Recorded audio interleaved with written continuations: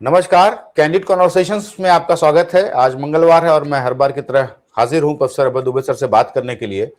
Sir, 2-3 दिन बात पुरानी हो गई, लेकिन नरेंद्र मोदी जी का एक भाषण आया।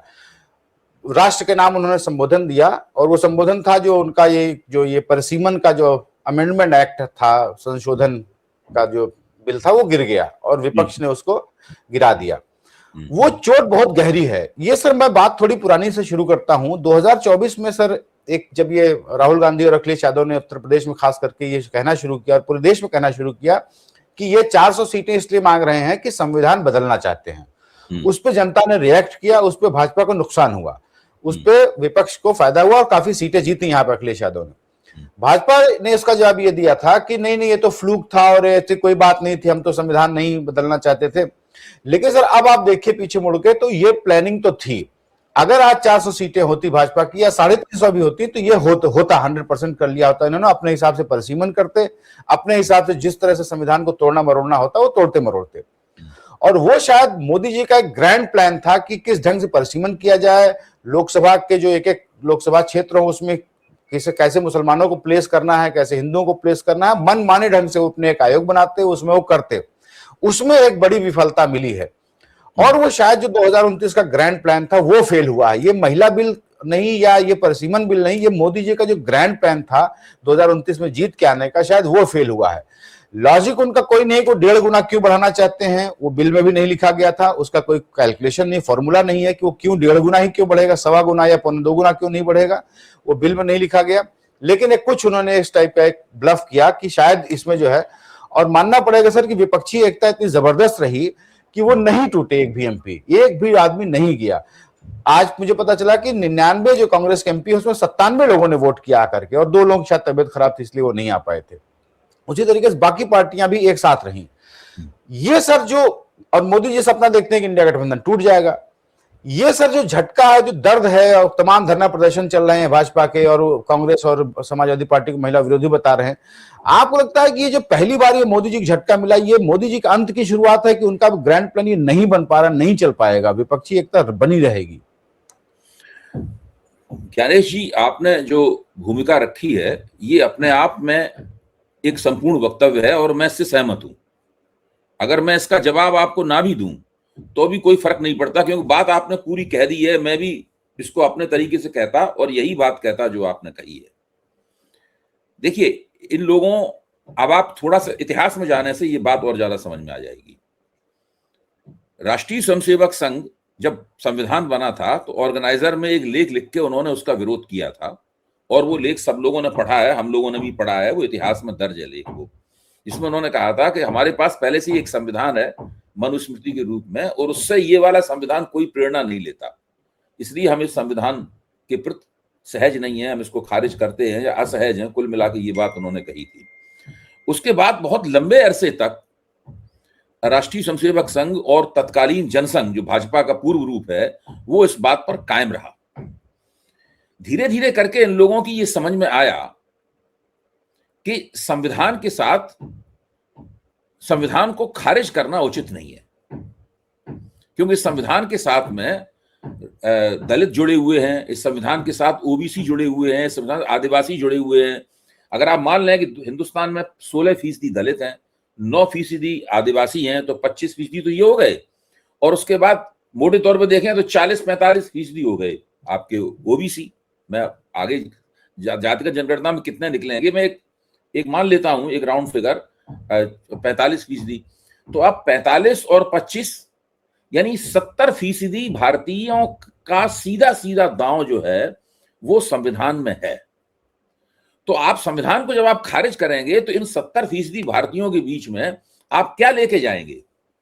इसीलिए जनसंघ जो है, लोधी राजपूतों के वोट प्राप्त करने के बावजूद भी कभी कोई बड़ा चुनावी ब्रेक थ्रू नहीं कर पाया, जनसंघ जो है नहीं कर पाया। तो इन लोगों ने सोचा कि संविधान को तो हम लोगों को छवि बनानी पड़ेगी कि संविधान हिंदू राष्ट्र के खिलाफ नहीं है, संविधान यही रहेगा और इसी संविधान के तहत हम अपना हिंदू राष्ट्र बनाएंगे। तो इन्होंने अटल बिहारी वाजपेयी की सरकार जब तक थी तब तक ये इस निर्णय पर नहीं पहुंचे थे, इसीलिए अटल बिहारी वाजपेयी ने एक आयोग बनाया था उस आयोग ने संविधान की समीक्षा करनी शुरू कर दी थी। उसकी एक रिपोर्ट भी आ गई थी। अटल बिहारी वाजपेयी अगर 2004 में एक इसको शॉक डिफीट कहते हैं, उस तरह की पराजय उनकी नहीं होती, तो वो आगे आयोग काम करता रहता और संविधान में वो बड़े बड़े परिवर्तनों का सुझाव देता, वो एक पूरी आधार भूमि बनाते। लेकिन जब अटल बिहारी हार गए चुनाव और 10 वर्ष तक कांग्रेस की सरकार बनी रही, इस बीच में इन लोगों ने इस मसले पर पुनर्चिंतन किया और इन्होंने तब इस निर्णय पहुंचे कि हम संविधान के साथ, हम संविधान विरोधी के तौर पे अपनी छवि को बदलेंगे। उसके बाद उन्होंने कहना शुरू कर दिया कि हमारी एकमात्र धर्म ग्रंथ वगैरह वगैरह, ये सब पूरी नाटकबाजी इनकी होने लगी। लेकिन संविधान बदलने की इच्छा इनकी समाप्त नहीं हुई, वो कार्यक्रम इनका समाप्त नहीं हुआ। इसलिए नहीं समाप्त हुआ कि ये संविधान को बदले बिना ये परमानेंट मेजॉरिटी नहीं हासिल कर सकते। ये बहुसंख्यकवादी हैं, ये मानते हैं कि इस देश में हिंदुओं का बोलबाला होना चाहिए और जो हिंदू कहें बाकी लोगों को उनकी बात माननी चाहिए। हिंदुओं की बात सर्वोपरि होनी चाहिए, बाकी लोग, और वो हिंदू भी कैसे, जो राष्ट्रीय स्वयंसेवक संघ की डिजाइन के मुताबिक हिंदू हो, वो हिंदू समाज ऐसा जिसको राष्ट्रीय स्वयंसेवक संघ अपने आग्रहों और अपने विचारधारात्मक योजना के मुताबिक डिजाइन करेगा। एक डिजाइनर सोसाइटी, डिजाइनर हिंदू बनाना चाहते हैं, हिंदुत्ववादी विचारधारा के तहत ये सब करना चाहते हैं। उसके तहत जितने भी धार्मिक पुजारी हों, शंकराचार्य हों, कोई हों, वो सब इनके अधीन होने चाहिए। और इनका पूरा मॉडल जो है वो खलीफेट का मॉडल है, जो यानी इनका जो राज्याध्यक्ष होगा वो उनका खलीफा नुमा होगा, यानी वो इनका धार्मिक मुखिया भी होगा और इनका राजनीतिक मुखिया भी होगा। इसी तर्ज पे नरेंद्र मोदी का नेतृत्व विकसित हुआ है। इसको मैं बार बार कहता हूं, लोग इस बात को अभी समझ नहीं रहे हैं, धीरे धीरे समझेंगे। इसीलिए नरेंद्र मोदी ही सब जगह प्राण प्रतिष्ठा करते हैं मंदिरों की। ये पॉलिटिशियंस का काम कभी रहा ही नहीं है। ये नरेंद्र मोदी पहले राजनेता हैं। किसी मंदिर में जाकर पूजा कराना अलग बात है, इंदिरा गांधी भी पूजा कर रही थी, सब लोग कराते थे, लेकिन बाकायदा मंदिरों में जाके पुरोहित वाला काम करना।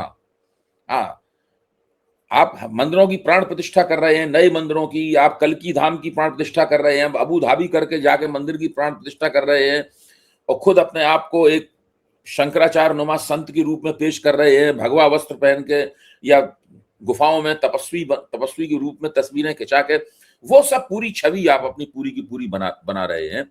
तो ये नरेंद्र मोदी हिंदुस्तान के खलीफा बनना चाहते हैं।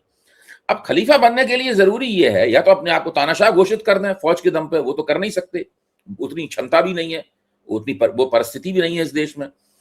तो वो उसके लिए वो चाहते हैं कि ऐसा एक मतदाता मंडल बन जाए जो स्थायी रूप से हमेशा हमें वोट देता रहे, यानी एक परमानेंट मेजोरिटी बन जाए। जबकि कहावत क्या है लोकतंत्र की, जो आज का सत्ता पक्ष है वो कल का विपक्ष है, जो आज का विपक्ष है वो कल का सत्ता पक्ष है। जो आज अल्पमत में है कल बहुमत में आएगा, जो आज बहुमत में है वो कल अल्पमत में जाएगा। ये है लोकतंत्र का नियम। वहां पे कभी भी ना परमानेंट मेजोरिटी होती है ना परमानेंट माइनॉरिटी होती है। यहां पर समस्या ये है कि वो परमानेंट मेजोरिटी करना चाहते हैं। परमानेंट मेजोरिटी कैसे बनाए? 100 साल तक राष्ट्रीय स्वयंसेवक संघ ने काम किया, 11 साल तक 10 साल तक नरेंद्र मोदी ने हुकूमत की, 6 साल अटल बिहारी वाजपेयी हुकूमत कर गए, तब भी आपको वोट 40% तक पहुंच नहीं पाए आपके। और परमानेंट मेजोरिटी तब बनेगी जब आप 50% से ऊपर वोट हों आपके पास, कम से कम 45%, 50% के बीच तो वोट हों ही। और उसमें भी फिर वो 40% और गिर गई, आपको बहुमत भी हाथ से निकल गया। जो आपको छोटा मोटा बहुमत जो मिल गया था, स्पष्ट बहुमत, जिसको आप प्रचंड बहुमत कहते थे, प्रचंड तो कभी था नहीं, वो विपक्ष के बटे रहने की वजह से प्रचंड लगता था, वो भी आपका बिगड़ गया। तो उससे बहुत बड़ा झटका, ये सब 2024 में लगा झटका है। इसके बाद से उन्होंने तरह तरह के प्रपंच करने शुरू किए। पहला प्रपंच है SIR, किसी तरीके से वो मतदाता मंडल बनाने में मदद करे जो मतदाता मंडल ये चाहते हैं। दूसरा प्रपंच है डिलिमिटेशन, परिसीमन को वैसे अगर पेश करते, आपने बिल्कुल ठीक कहा भाई, परिसीमन में ये आपने कैसे तय कर लिया कि 1.5 गुना ही होगा? वो 1.25 गुना भी हो सकता परिसीमन में दूना हो जाए, जो किस आधार? यानी पहले से आपके पास परिसीमन की एक डिजाइन है, आप परिसीमन आयोग को एक बनाया फार्मूला थमाना चाहते हैं चुपचाप सीक्रेटली, ताकि वो उसको बदले। और विपक्ष ने तय किया कि ये हम नहीं होने देंगे। आज ही एक बहुत अच्छा किसी ने स्टेटमेंट दिया है, बयान दिया है, उसने कहा कि नरेंद्र मोदी को पूरी उम्मीद थी कि विपक्ष की एकता टूट जाएगी। इसीलिए आपको ध्यान कीजिए कि जब बहस अंतिम दौर पर चली गई थी, पहुंच गई थी, तो अमित शाह और नरेंद्र मोदी से मिलने के लिए संसदीय कार्य मंत्री और लोकसभा अध्यक्ष ओम बिरला दोनों गए थे। क्या आवश्यकता थी? संसदीय कार्य मंत्री मिलने जाए, समझ रहे, ओम लोकसभा अध्यक्ष को उनके यहां जाने की तस्वीरें छपी हैं भाई, अमित शाह बैठे हुए हैं, वो दोनों सामने बैठे हुए बात कर रहे हैं उससे। क्यों गए थे मिलने के लिए लोग? क्योंकि इनकी मर्जी के मुताबिक विपक्ष की एकता नहीं टूटी। विपक्ष ने जो एकता दिखाई बहुत ही अभूतपूर्व एकता थी, और उस वक्त एकता दिखाई जबकि विपक्ष आपस में चुनाव लड़ रहा है, एक दूसरे के खिलाफ बोल रहा है। भाई पश्चिम बंगाल में चुनाव हो रहा है, उसमें ये लोग एकजुट नहीं है। केरल में चुनाव, तमिलनाडु में चुनाव हो रहा है, उसमें एकजुट नहीं है। केरल में चुनाव हो चुका है, उसमें एकजुट नहीं थे। यानी विपक्ष विधानसभाओं में एक दूसरे के खिलाफ लड़ रहा है, लेकिन लोकसभा में इस प्रश्न पर उनके अंदर एक चट्टानी एकता बनी और उन्होंने पूरी तरीके से उसको नाकाम कर दिया। अब उसको नाकाम कर दिया उन्होंने। नाकाम करने के बाद में अभी इन्होंने स्त्री विरोधी होने का प्रचार करना शुरू किया। जनता के सामने मैं जितने लोगों से बातचीत की, लोगों के सामने तर्क बिल्कुल स्पष्ट है।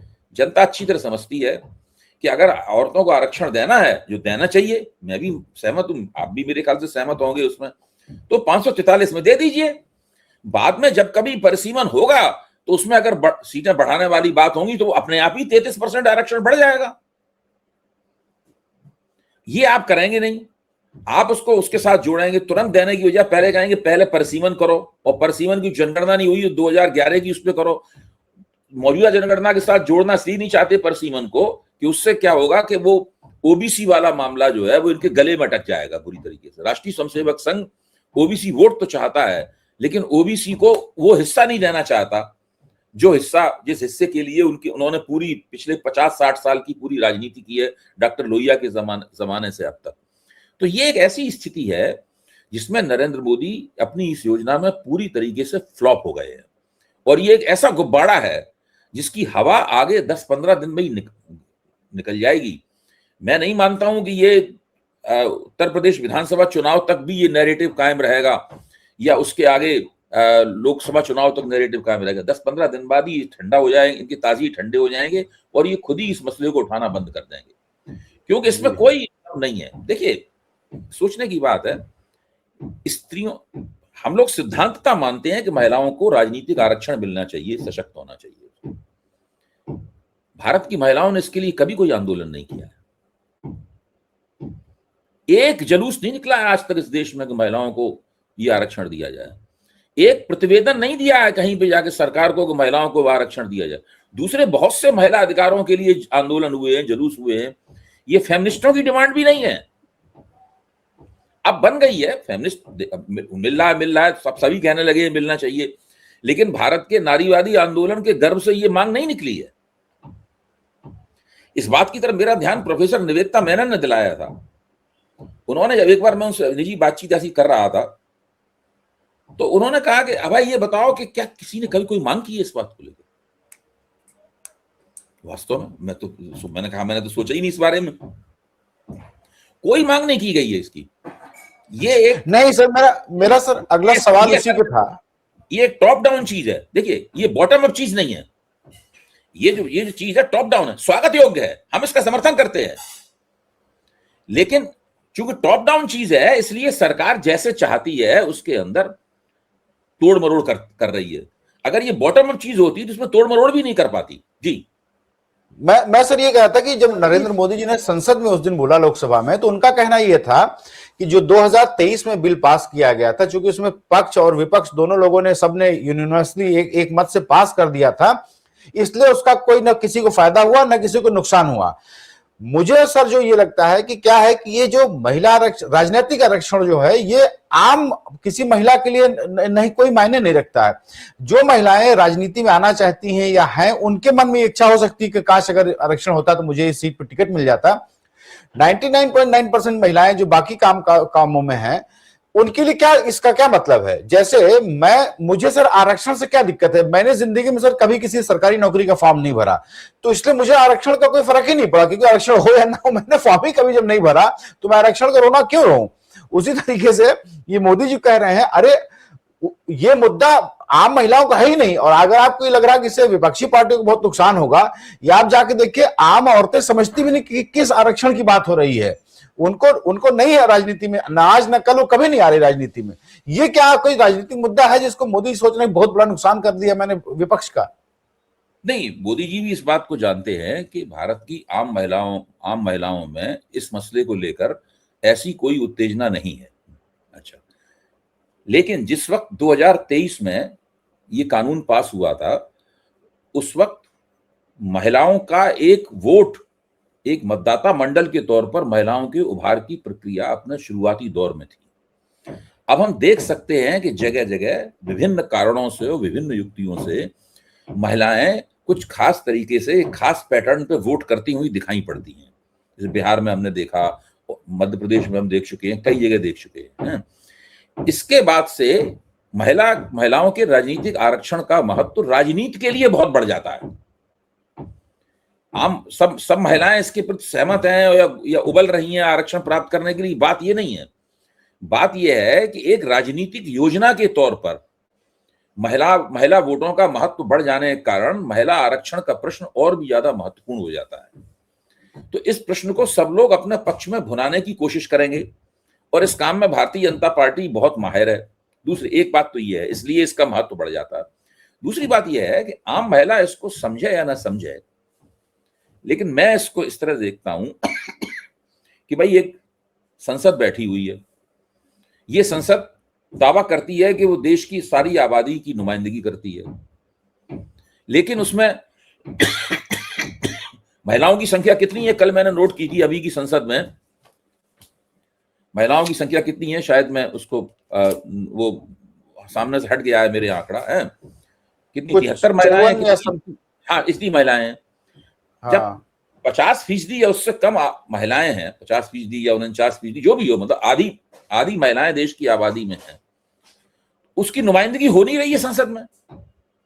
तो उसकी नुमाइंदगी देने के लिए कोई ना कोई प्रयास तो होना चाहिए, और वो प्रयास यही हो सकता है कि उनको राजनीतिक आरक्षण दिया जाए। और किस तरीके से नुमाइंदगी होगी? एक और प्रयास हो सकता है कि सारी पार्टियों पर ये जिम्मेदारी डाली जाती कि वो एक निश्चित प्रतिशत महिलाओं को टिकट देती। उसमें बहुत सी तिकड़म हो सकती थी कि वो ऐसी सीटों पर टिकट दे देती जो हारने वाली, एक पार्टी 100% सीटें तो जीतती नहीं है, ज्यादातर महिलाओं को हारने वाली सीटों पर टिकट दे देती, तो उसमें भी पुरुषों की दावेदारी बनी रहती। क्योंकि पुरुष समाज जो है वो अपनी तिकड़म, अपनी सत्ता को सुरक्षित रखने में माहिर है। वो सदियों से, सहस्राब्दियों से ये काम कर रहा है। अभी आप देख लीजिए, अगर 543 में 33% को आरक्षण दे दिया जाता, तो पुरुषों को कुछ थोड़ी सी कुर्बानी देनी पड़ती कि नहीं देनी पड़ती है? कोई देने को तैयार नहीं है। सब लोग चाहते हैं कि पहले सीटें बढ़ा दो, फिर आरक्षण दे दो इनको, और सीटें बढ़ाने में 69 सीटें पुरुषों को और अतिरिक्त मिल जाएंगी, पुरुषों का और बढ़ जाएगा उसके अंदर हिस्सा। तो लोकतंत्र रिप्रेजेंटेटिव कैसे बने, ज्यादा से ज्यादा नुमाइंदगी वाला लोकतंत्र कैसे बने, प्रतिनिधित्व मूलक कैसे बने, ये सब लोगों को सोचना है। भाई संविधान सभा ने जब एक व्यक्ति को एक वोट देने का अधिकार दिया था, तो क्या उसके लिए कोई आंदोलन चला था? क्या भारत में ऐसे कोई मांग हुई थी कि भाई एक व्यक्ति को वोट दो? लेकिन लोगों ने सोच के इसके खिलाफ भी तर्क दिए, नहीं भाई देना है सबको, क्योंकि हम लोग लोकतांत्रिक समाज, लोकतांत्रिक राज्य बनाना चाहते हैं। तो जो जो कमियां हैं उनको धीरे धीरे करके दूर करते चले जाएंगे। हमने दलितों को दिया आरक्षण, हमने आदिवासियों को आरक्षण दिया, ओबीसी को हमने इसलिए, संविधान सभा ने इसलिए आरक्षण नहीं दिया कि वो पहले से काफी शक्तिशाली है, दूसरी पार्टियों में पहले से ही सत्ता भोग रहे हैं, तो उनको राजनीतिक आरक्षण देने की आवश्यकता नहीं है। लेकिन स्त्रियों के साथ समस्या है, न वो निर्णयकारी प्रक्रिया में भागीदार है, ब्यूरोक्रेसी में भी उनको उतना हिस्सा नहीं मिलता है। फिर स्त्री होने के नाते आज तक दुनिया में ये बहस है कि फौज में उनको कितना स्थान मिलना चाहिए, पुलिस में उनको कितना स्थान मिलना चाहिए। फौज में भी ली जाती हैं तो कॉम्बैट ड्यूटी में उनको नहीं ले जाया जाता है। इसमें बहुत अमेरिका में, दुनिया भर में बहुत बहस हुई है। तो ये एक ऐसा मसला है जिसमें स्त्रियों को अगर हम राजनीतिक आरक्षण देंगे तो उससे हो सकता है कि हमारे समाज की और राज्य की क्वालिटी में एक ऐसा फर्क आए। 10, 12, 20 साल लगेंगे इसके अंदर, लेकिन एक फर्क आ सकता है। बिना उन्हें आरक्षण दिए तो हमने इतना समय निकाल दिया, तो हम बहुत क्वालिटी वाला लोकतंत्र नहीं बना पाए। मेरा कहना केवल ये था। जी, मैं सर 2 सवाल और हैं। क्या ये महिला आरक्षण का मुद्दा अब ठंडे बस्ते में चला गया है? 2029 में इसका कोई चांस नहीं है, या फिर विपक्ष फिर से जोर बनाएगा कि आप उसी 543 में लागू करिए? दूसरा सवाल ये है कि एक और जो हम लोगों को अंदेशा लग रहा था कि शायद ये परसीमन का जो ये सारा कार्यक्रम है, इसको लागू करके नरेंद्र मोदी जी ये जो जनसंख्या जनगणना वाला है और ये जो जाति जनगणना है, इसको भी ठंडे बस्ते में डालेंगे। अब क्या संभव है कि इसको ठंडे बस्ते में डालें, क्योंकि फरवरी 27 के बाद ये लोग हल्ला मचाना शुरू करेंगे? आप आंकड़े जारी करिए, जो उन्होंने कहा कि फरवरी 27 में आ जाए। इनकी योजना फ्लॉप हो गई है और विपक्ष के दबाव डालने से भी 543 पे लागू नहीं होगा। अब ये वही होगा कि जब नई जनगणना हो जाएगी अगले साल में, अक्टूबर, नवंबर या दिसंबर तक नई जनगणना होगी, उस जनगणना के बाद में फटाफट परसीमन की प्रक्रिया नरेंद्र मोदी जी चालू करवाएंगे और कोशिश करेंगे कि परसीमन हो जाए और उसके बाद महिलाओं को आरक्षण, अगर ये पूरी फुर्ती से काम करते हैं तो महिलाओं को उसमें आरक्षण प्राप्त होगा। 2029 के लोकसभा चुनाव तक इनको आरक्षण प्राप्त हो सकता है, अगर ये कोई लाएतलाली ना करें और देरदार ना करें और कोई ज्यादा कोई दूसरी तिकड़म लेके ना आ जाए, क्योंकि तिकड़मी लोग हैं, इसके अलावा तो कुछ सोचते समझते नहीं है। फिर कुछ नई बात लेके आ जाएंगे और उस पर एक नैरेटिव चलाने लगेंगे और सब मीडिया उनके पक्ष में गीत गाने लगेगा। ये हमेशा होता है, जैसा इस बार हो रहा है। अच्छा, अब उसमें खतरा इनके सामने यह है कि इसमें ओबीसी वाला मामला फंस जाएगा इनके हलक में, क्योंकि नई जब जनगणना होगी तो इसमें ओबीसी के नंबर तो उनको देने पड़ेंगे, नहीं देने पड़ेंगे तो उस पर बड़ा शोरगुल होगा, बहुत हंगामा होगा, इस बात को लेकर बड़ी हायतोबा मचेगी। ये जनगणना के आंकड़े, जैसे रोहिणी कमीशन की रिपोर्ट दबाए बैठे हुए हैं अपने नीचे, उस तरह जनगणना के आंकड़े तो नहीं दबा सकते। जनगणना के आंकड़े तो बाकायदा उसको पब्लिश करना, गजट में पब्लिश करना इनकी जिम्मेदारी है। तो वो सब चीजें प्रकाशित होंगी और लोगों को पता चलेगा कितना ओबीसी है हो गया है, अब कितना दलित हो गया है, कितना आदिवासी हो गया है, कौन क्या है, कितना ब्राह्मण है, कितना ठाकुर है, सब निकल के आ जाएगा। तो जब जनगणना के आंकड़े इतने निकल के आएंगे तो फिर हर चीज, हर बार तर्क ये पैदा होगा, इसके मुताबिक सारे काम करो। तो राजनीति जिस तरीके से मनमाने तरीके से ये करना चाहते हैं, शायद वैसी मनमानी नहीं चलेगी, कुछ ने नई तिकड़ में खोजनी पड़ेगी। क्या खोज के लाएंगे ये कुछ नहीं पता है। जी सर, एक और सवाल है कि अभी पिछले हफ्ते अरविंद केजरीवाल जी ने अपनी बहस की थी कोर्ट में जस्टिस स्वर्णकांता शर्मा के सामने कि आप अपने को रिक्यूज करिए, मेरे मन में है इच्छा, मतलब ऐसा मुझे लगता है कि आप इसको सुनेंगे तो मुझे न्याय नहीं मिलेगा। फाइनली कल उन्होंने जजमेंट उसका प्रोनाउंस किया और उसमें उन्होंने रिक्यूज करने से मना कर दिया। उन्होंने कहा कि नहीं, मैं अपने काम से पीछे नहीं हटूंगी, मैं ही आपका केस सुनूंगी। अब सर मेरा सवाल यह है कि क्या अगर इसको ये छोड़ देती है, रिक्यूज कर लेती है और कहती भी ठीक है, अगर ये याची के मन में ये शंका है कि मुझसे न्याय नहीं होगा तो मुझे छोड़ देना चाहिए, कोई और जज इसको सुन ले।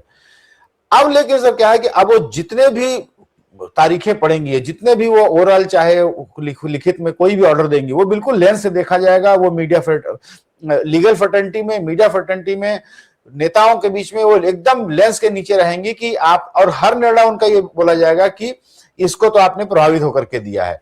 क्या उन्होंने ये गलत निर्णय किया कि उनको रिक्यूज कर लेना चाहिए था? इसके दोनों पक्ष हैं। एक पक्ष तो ये है कि अब उन्हें, उनकी बार बार उनकी जांच पड़ताल होगी, बार बार उन्हें कसौटियों पर कसा जाएगा और उसके लिए उन्हें हमेशा उलझन का सामना करना पड़ेगा। लेकिन मुझे लगता है कि ये विचारधारात्मक लोग जो होते हैं, जो आइडियोलॉजिकल लोग होते हैं, चाहे वो जज हो, चाहे वो पुलिस वाला हो, चाहे वो आईएएस अफसर हो या वो नेता हो, उनको इस बात की परवाह नहीं होती है। उनको लगता है कि हमारी विचारधारा का जो आदेश है वो हमें पालन करना है, उस संगठन ने हमें जो आदेश दिया है वो हमें पालन करना है। ये मैंने देखा है, जब मैं एक कॉलेज के बोर्ड का चेयरमैन था तो उसके अंदर जो एक्सपर्ट्स वगैरह आते थे तो वो कहते थे हाथ उठा के कि मैं तय करके, मुझे बताया कि मुझे ये इस आदमी का अपॉइंटमेंट करवाना ही करवाना है। तो हमने, क्यों भाई, इस आदमी की इतनी विशेष बात क्यों है? यार ये आप समझते नहीं है, हमको बताए, हमको इस आदेश का पालन करना है। तो हमने बिल्कुल कुछ भी हो जाए, हाँ कुछ भी हो जाए, तो उनसे लड़ना पड़ता था मुझे और उनकी बात को ठुकराने के लिए उनको धमकाना पड़ता था, तब कहीं जाके बात हो पाती थी। तो ये लोग जो विचारधारात्मक लोग होते हैं ये बड़े अड़ियल होते हैं और ये जब उन्होंने जस्टिस स्वर्णकांता शर्मा ने ये किया है, तो मेरा अंदाज ये है कि सब उन्होंने सलाह मशविरा वगैरह सब करके किया होगा कि भाई कुछ भी हो इस मसले में, क्योंकि बहुत सारे जज हैं इनके ऊपर ही आरोप लग सकते हैं। अगर वो अपने आप को अलग कर लेती इस मुकदमे से, तो वो बहुत सारे जज ऐसे हैं जिन पर कोई भी खड़ा हो कहता है कि भाई आप तो संगी है, आप तो ध्वज प्रणाम करने वाले हैं, तो आपको अलग होना चाहिए इसमें। तो हर जगह जो संघ के साथ जुड़ाव है जुडिशरी में, वो प्रश्नांकित किए जाने लगता। इसलिए भी इस बात को कहा गया है कि आप कोई भी आरोप इस तरह लगाते रहिए, हम संघ का होना ये एक ऐसा आरोप नहीं है जो हमें अक्षम बना देता है मुकदमा सुनने के लिए। ये इसके पीछे ये भी बहुत बड़ा कारण है। जी एक सर बस आखिरी सवाल, अब जरा ईरान और अमेरिका की युद्ध की कर लें। अगले 24 घंटे बहुत महत्वपूर्ण है, क्योंकि ऐसा कहा जा रहा है कि ट्रंप जी ने कहा कि अगर इस्लामाबाद वार्ता ये जो सेकेंड फेज की शुरू हो रही है वो अगर फेल होगी तो बॉम्ब तो बरसेंगे। अब इस स्थिति में आप क्या देखते हैं कि अमेरिका का अपर हैंड है या ये शांति की कोई गुंजाइश बचेगी? देखिए मेरा मानना यह है कि अब अमेरिका पुराने तरीके से युद्ध में वापस नहीं जाएगा। जैसा उसने 28 फरवरी को युद्ध शुरू किया था और बीच में तमाम बॉम्बिंग करता रहा, वो नहीं जाएगा। इजराइल के जरिए वो युद्ध करता रह सकता है, कह सकता है कि इजराइल नहीं मान रहा है, करता रह सकता है, लेकिन अमेरिका खुद उस युद्ध से निकलना चाहता है। और निकलने के लिए वो ढूंढ रहा है, मतलब एक रास्ता ढूंढ रहा है कि एक सम्मानजनक रास्ता मिल जाए जिससे नाक बच जाए अमेरिका की, क्योंकि ये केवल ट्रंप की नाक ही दांव पे नहीं लगी हुई है, पूरे अमेरिका के प्रभुत्व की नाक दांव पे लगी हुई है। उसके लिए कुछ ना कुछ उनको कोई खोजना है, यूरेनियम मिल जाए, मिसाइल कार्यक्रम पे रोक लग जाए, कुछ हो जाए, मतलब ऐसा होर्मुज खुल जाए। अच्छा, ईरान जो है वो इसमें से कोई भी गुंजाइश उनको नहीं दे रहा है, ये उनकी चिढ़ का कारण है। तभी कहते हैं हम सब बर्बाद कर देंगे, हम बिजली घर नष्ट कर देंगे, हम सब कुछ नष्ट कर देंगे। तो ये सब वो कह रहे हैं, आप ईरान के बिजली घर भी नष्ट कर दीजिए, उससे कोई ईरान के इरादे पर असर नहीं पड़ने वाला है। ईरानी जनता पहले से ही तरह तरह के संकटों का सामना कर रही है। मेरा मानना है कि वहां पर खाने पीने की चीजों की भी कमी होगी और भी समस्याएं होंगी। विशेषज्ञों का कहना यह है कि अब तो अमेरिका ने ईरान के जहाजों को भी रोक दिया है ना, ईरान भी अपना तेल नहीं बेच पा रहा है, तो उस तरह की दिक्कतें, उस तरह के संकट भी हैं। तो मुश्किलें ईरान के सामने भी बहुत हैं, लेकिन ईरान भी जानता है कि अगर वो 10-15 दिन टिका रहा, अभी अगर उसने अपनी दृढ़ता कायम रखी, तो हो सकता है कि भविष्य में उसके पास एक लंबा अरसा मिल जाए पुनर्निर्माण करने का। अमेरिका इस बात पे तैयार ही हो गया है कि वो ईरान की जितनी भी संपत्तियां हैं, बड़ी बड़ी रकमें हैं, अरबों डॉलर की, उन रकमों को जो उसने जाम कर रखा है वो उनको अनुमति दे देगा उनको इस्तेमाल की, तो उसको ईरान को फायदा होगा। दूसरे नहीं सर, हाँ बोलिए। मैं इसलिए कह रहा था कि अब जो बात फंसी है वो दो बातों पे है जो अमेरिका की तरफ से, एक तो हॉर्मुज का जो कंट्रोल है और उनके जो ये संगठन जिसको वो अपना हिजबुल्ला और हुती और ये हमास इसको जो फंडिंग वगैरह करते हैं, वो कहता है इसको बंद करिए। क्या थोड़ा ईरान भी सॉफ्ट पड़ सकता है इसको कि ठीक है हम फंडिंग थोड़ा रोकेंगे अपना? और ये फंडिंग पे तो ईरान कह सकता है कि ठीक है हम नहीं करेंगे फंडिंग, फिर बाद में फंडिंग शुरू कर सकते हैं कुछ, तो वो मेरे ख्याल से ज्यादा बड़ा मुद्दा नहीं है। ईरान कहता है 2 रेड लाइन्स हैं। पहली रेड लाइन, मिसाइल कार्यक्रम बंद नहीं करेंगे। दूसरी रेड लाइन, अपना संवर्धित यूरेनियम नहीं देंगे। ये 2 काम नहीं करेंगे। और अमेरिका को यूरेनियम जरूर चाहिए और ईरान इस बात को जानता है, और अमेरिका इसके लिए ईरान को अतिरिक्त पैसा देने के लिए भी तैयार है। अमेरिका ने एक पीछे से उनको प्रस्ताव भी दिया है कि हम आपको इतने $बिलियन दे देंगे, आप हमें यूरेनियम दे दीजिए। ये अमेरिका इस तरह का हथकंडा होस्नी मुबारक के साथ इस्तेमाल कर चुका है, गद्दाफी के साथ इस्तेमाल कर चुका है, सद्दाम हुसैन के साथ इस्तेमाल कर चुका है। बाद में अमेरिका पैसा दे देता है, अपने बात बनवा लेता है और उसके बाद हमला करके नष्ट कर देता है। ईरानी इस चक्कर में फंसने वाले नहीं है, ये असली मुद्दा। जी तो सर आज के लिए सर इतना ही, और शांति के पक्षधर है हम, चाहेंगे कि युद्ध जल्दी रुके और हम लोग की भी थोड़ी समस्याएं खत्म हो। महंगाई तो वैसे भी बहुत आने वाली है। नहीं, तो भारत तो बहुत, ही इसमें जापान और दक्षिण कोरिया और भारत, ये तीनों देश एशिया में सबसे ज्यादा नुकसान हो रहा है देशों को। जी जी जी, तो जल्दी से ये जंग रुके। और सर बात करने के लिए धन्यवाद, और दर्शकों का भी बहुत बहुत धन्यवाद। Thank you so much.